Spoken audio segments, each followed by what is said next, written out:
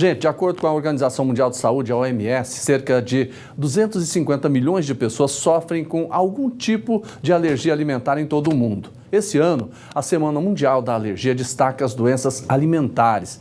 E você sabia que cerca de 170 tipos de alimentos são reconhecidos como potencialmente alergênicos? Quais são esses alimentos, hein? O que eles provocam? Nós vamos conversar agora com a médica alergista Patrícia Rodrigues Ferreira Marques para saber tudo isso e muito mais ao vivo para você aqui no nosso programa. Doutora, tá tudo bem? Seja bem-vinda. Boa tarde já, né? Boa tarde.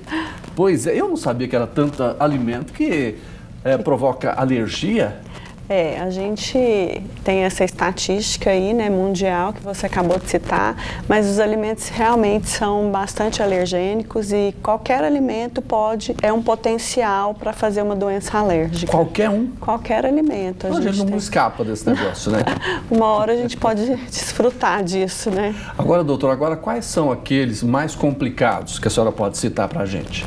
Eu não digo complicados porque qualquer alergia ela é complicada, ela em sendo fatal, sim, ela é, né, trágica. Mas os alimentos que são mais incriminados são o leite, o ovo, soja, né, as castanhas, o amendoim e depois vem os crustáceos e os peixes.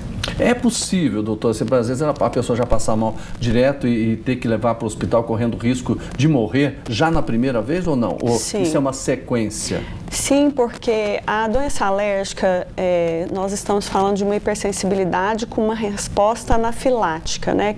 Aquela resposta trágica que o paciente fecha a garganta, não consegue respirar, sim, né? O que o pessoal chama de edema de glote e tal. Então, essa doença, a gente não sabe quando ela vai acontecer.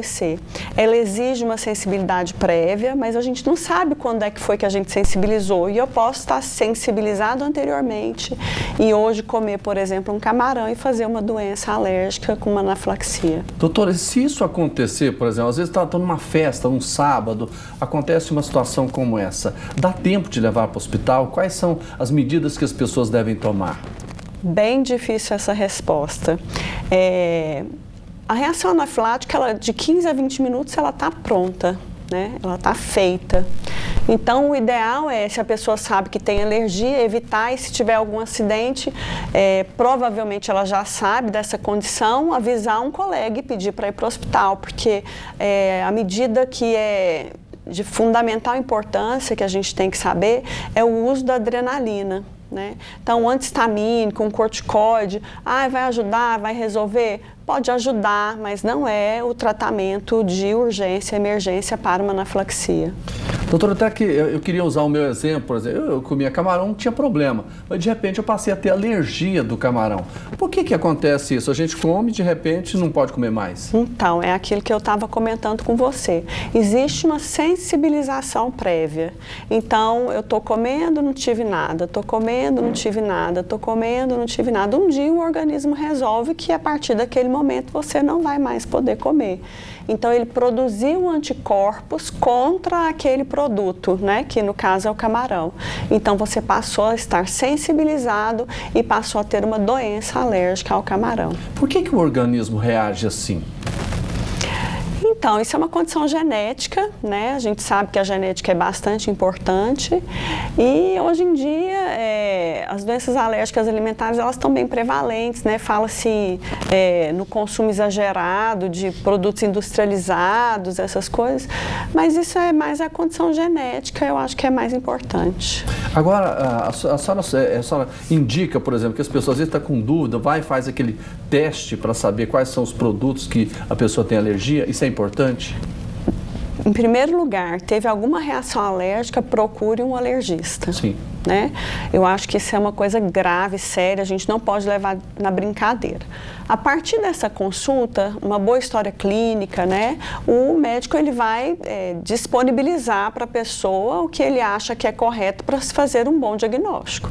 Então, a gente tem testes alérgicos, sim, temos os testes alérgicos que podem ser ou cutâneos ou até a dosagem daí já é específica no sangue.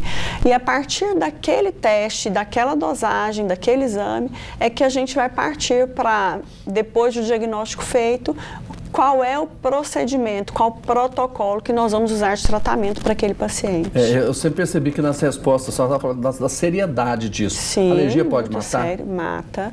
Mata, não é uma coisa sem efeito colateral, vamos dizer assim, né? E durante as reações alérgicas alimentares, a que a gente mais tem medo é a anafilaxia, e a anafilaxia leva a um risco de vida, leva à morte. Doutora, qual que é a diferença da alergia com a intolerância?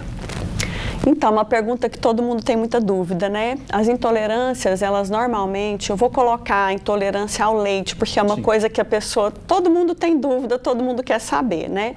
Então, intolerância ao leite e alergia ao leite. A intolerância é por uma deficiência da produção ou uma diminuição da produção da enzima que faz a digestão do leite. Então, que faz a digestão da proteína do leite, que é a lactose.